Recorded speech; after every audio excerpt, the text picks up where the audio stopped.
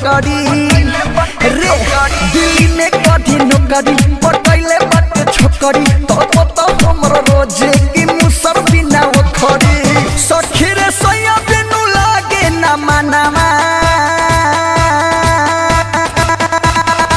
कौना रे सब दिन प कौना रे छौरी प कौना रे सब दिन पलू भागइले रे हमर हीरो सजनामा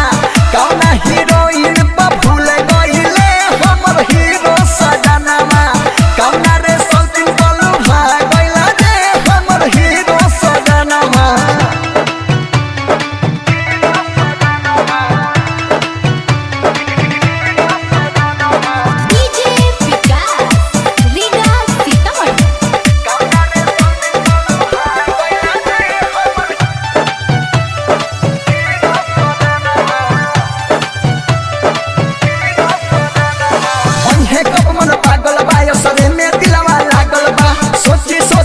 खीरे रतिया भरखिया जगलवा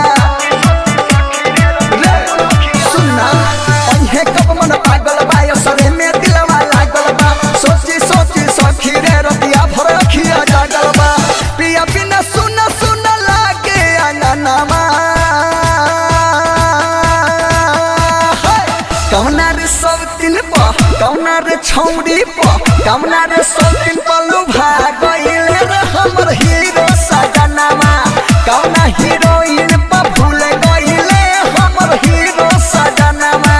कौना रे सब दिन पलू भागइले रे हमर हीरो सजनामा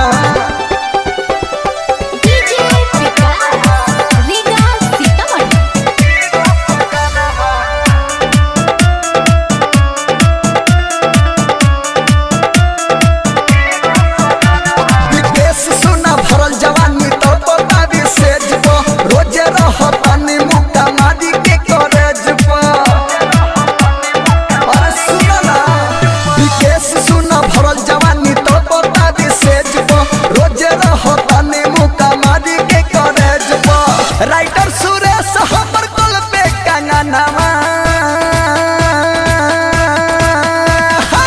कौना रे सब दिन प कौना रे छौरी प कौना रे सब दिन पलू भागइले रे हमर हीरो सजनामा कौना हीरोइन प भूल गइले हमर हीरो सजनामा कौना रे सब दिन पलू भागइले रे हमर हीरो सजनामा दिल्ली में कभी नौकरी पटैले बाटे छोकरी तो हमर रोजे की मुसर बिना खरी सखी रे सैया बिनु लागे ना मनावा कौना रे सब दिन प कौना रे छौरी प कौना रे सब दिन पलू भागइले रे हमर हीरो